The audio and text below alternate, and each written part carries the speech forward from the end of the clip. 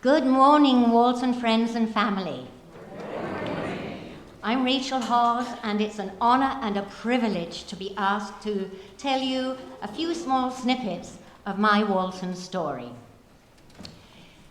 It was a warm Friday evening in July 1984. Leon and I were here at the church with our 3 teenage girls for Jim's induction and welcome to Walton. I was holding Sam and Joan Spare's newest baby, Denise. Jack Treble raised his eyebrows at me. I said, "It shows how long it is since you've been to church." At which he burst out laughing, but I'm not sure that Jack trusted me after that. Later that evening, while driving up Highway 400, we were treated to a wonderful show of the Northern Lights, and I thought, this new minister, who is so different from Reverend Vic Wilkinson, is going to work out just fine. Got to trust God and the Walton Search Committee. Was I right? Yes.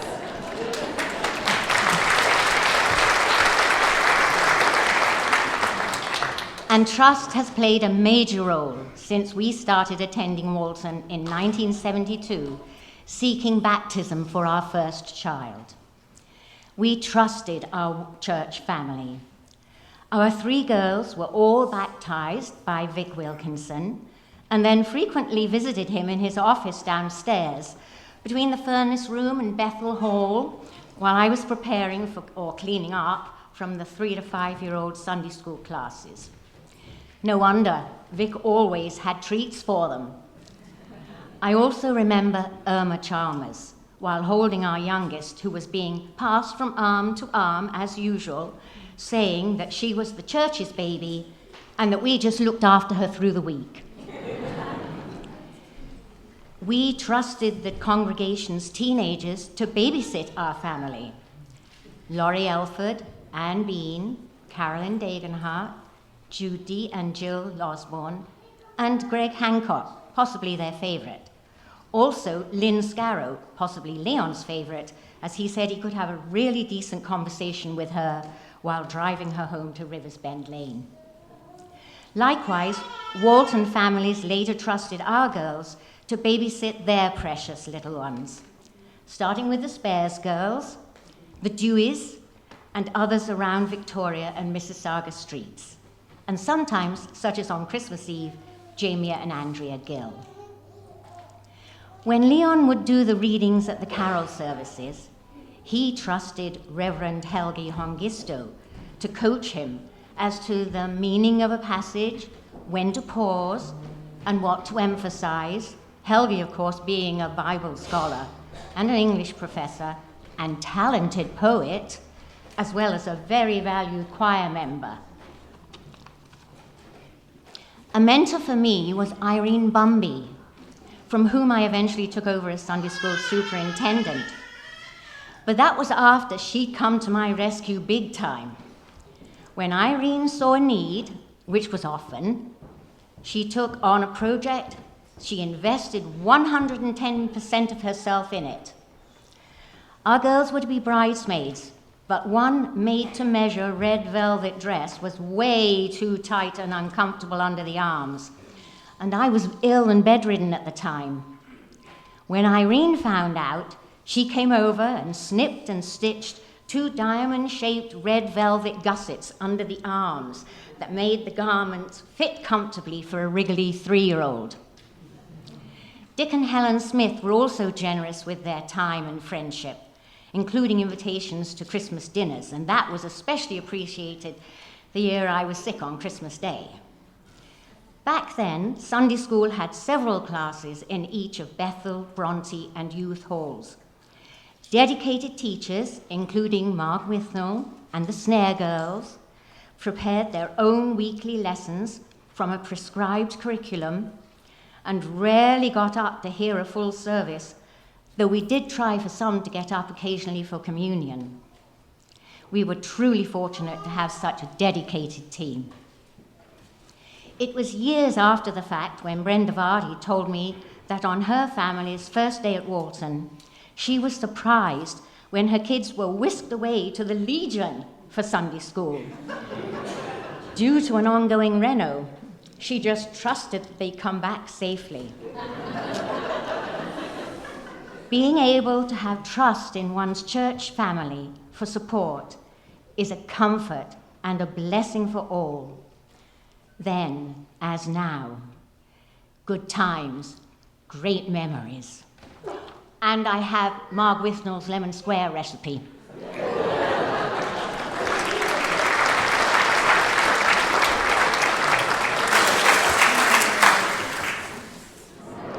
I'm Mike Tipping, and I'm happy and proud to say that I am the fourth generation of my family to be a member of Walton United Church.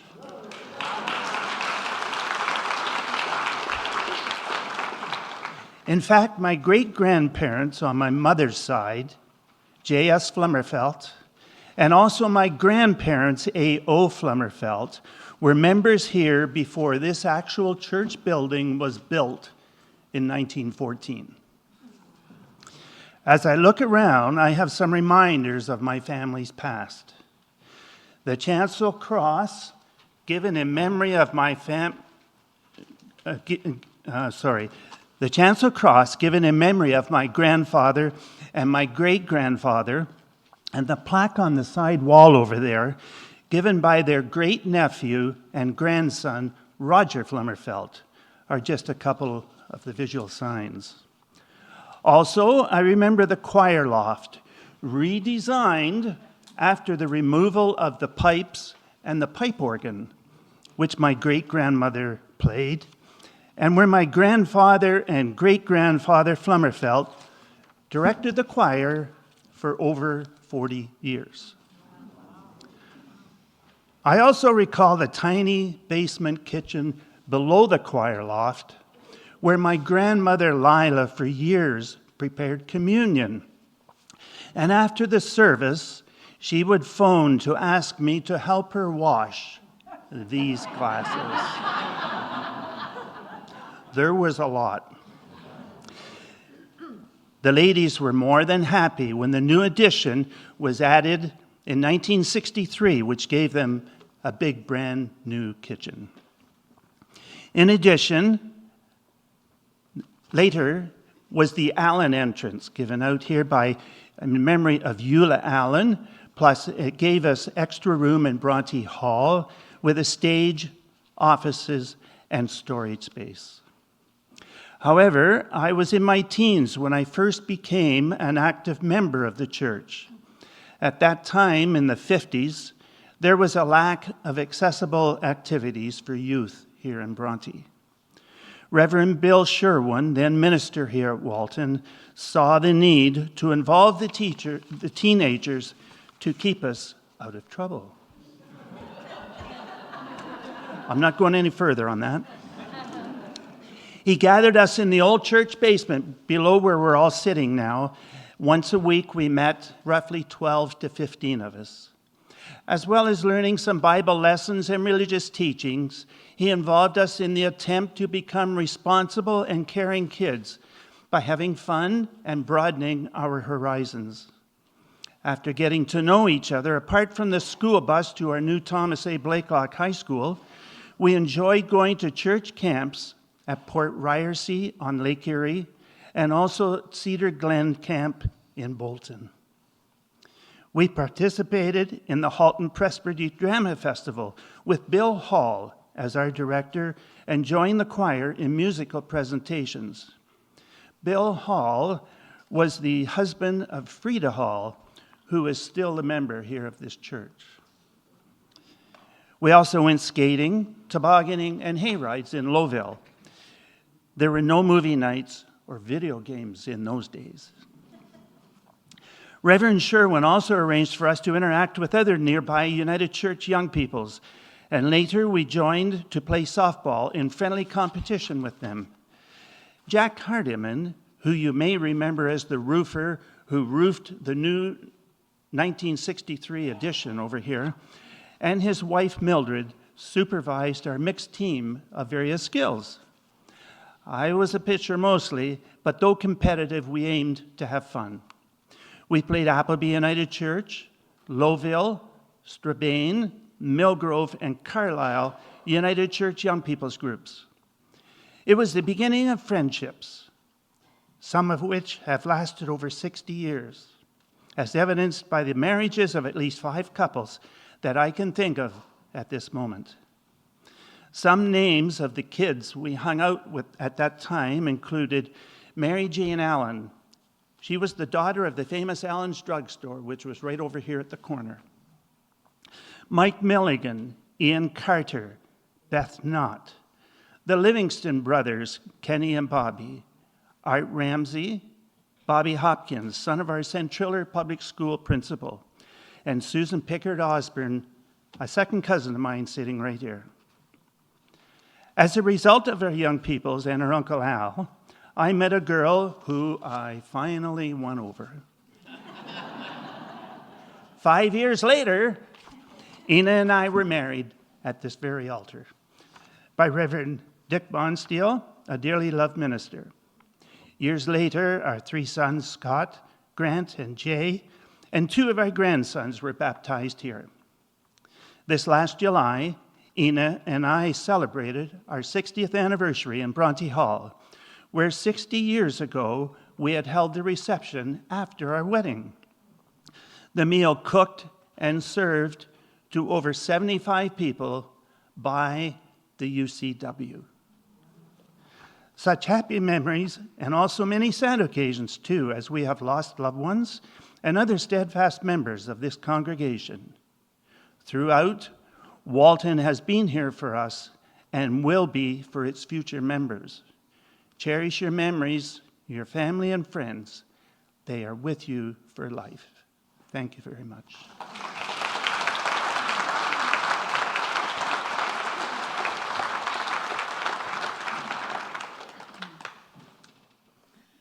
Good morning. My name is Susan Osborne. What is currently known as Walton Memorial United Church was first recorded in a proposal for a Sabbath school at a meeting held at the schoolhouse on West Street on May 12, 1845. The original white wooden Methodist Episcopal Church was built on this site in 1850 on land set apart for the Credit Mississauga tribe. The Ladies' Aid was organized in October 1913. At the bazaar in November, they raised $63.06 to buy cooking utensils and dishes. The congregation met in the wooden church for the last time on December 31st, 1913. Mrs. Emanuel Walton, wife of a local farmer, presented a gold key to Reverend Thomas Boyd to open the new church. The same gold key is on display today. Prosperous Walton brothers from Hamilton and Toronto paid all the expenses, and the church members were never informed of the cost. The men of the congregation gave freely of their labor. Mr. Dalt MacDonald did a great deal of the carpentry work. The church was officially opened on January 4th, 1914. On January 21st, 1919, the Women's Missionary Society was organized. A lye pipe organ was purchased the same year at a cost of $1,264.49. Mrs. J.S. Flummerfelt, my great-grandmother, continued as organist, assisted by her daughter, Mrs. A.E. Pickard, my grandmother. In the 1920s, the carry-on class was organized. Annually, they held a cotton carnival. Items made from sugar sacks were offered for sale. The United Church was inaugurated on June 10, 1925. The Methodist, the Congregational Union, and 70% of the Presbyterian Church in Canada became a union. The Ladies' Aid was renamed the Women's Association. In the 40s and 50s, inside the church were 2 wooden staircases that led to the basement from upstairs. The rear staircase on the northeast no longer exists. The front staircase, now hidden in a wall, was located at the bell tower entrance and is still visible in the blower room. The current nursery school entrance led directly from outside. My earliest memory of that hall was Mission Band, led by Irma Chalmers. Next was Sunday school, when the teachers pulled down the wooden slatted doors to form classrooms. Some of those slatted doors still exist in Bronte Hall. As teens, my cousin Linda and I were leaders of the Explorers. Our young people's group and confirmation instruction were led by Reverend Sherwin there. Sometimes choir practice was held. My younger sister attended Messengers. The original kitchen beneath where we're seated today was still in use. Delicious potluck dinners were served. Teas, bazaars, and wedding receptions were held. During that same era, the sanctuary was the same as the original. The brass pipes for the organ were still in use. On Birds and Bees Sunday, we heard caged canaries singing amid the fragrance of spring blooms. When the village fire alarm sounded, located across the street where the cenotaph is located today, the volunteers raced out of the service. Evening Christmas services were lit with candles. Bronte Public School, situated where El Sparrow is located today, held concerts with special lighting arranged by Mr. Fairbrother. We enjoyed Sunday school picnics. Junior and senior choir members performed together. At that time, Walton was still a 2-point charge with Walton United. My guess is 1957 as the year that the front of the sanctuary was remodeled and the pipe organ removed. June 16, 1963 was the official date of the dedication for the Christian Education Edition. However, the hall was in use in 1962. I attended a meeting wherein the Women's Association and the Carry On Club were disbanded and combined into the United Church Women. Some memories of the next 20 years include our marriage and reception, our children's baptisms and confirmations, quilting, marathon bridge, UCW member and president, Sunday school teacher, explorer leader, bazaar convener, member of the property committee, visitation team, nursery team, transporting seniors, presbytery rep, ad hoc committee, and chairperson of ministry and personnel. I would like to thank Patty Smart-Laird from the Bronte Historical Society. I would like to thank all the members of this congregation who contributed to my spiritual growth, and acknowledge a few of the women who served as mentors and role models, namely Jean Whiteman, Helen Smith, Merle Treble, and Shirley Scarrow. Thank you.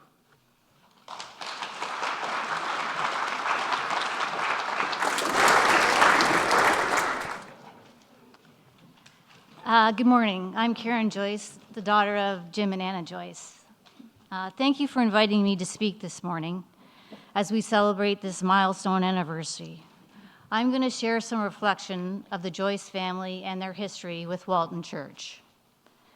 My dad, Jim Joyce, until his death this past October, was the oldest, longest, continuous member of this church. Dad would have been 90 this year. Dad is here in spirit, and I'm certain he's smiling down on everyone here today. My paternal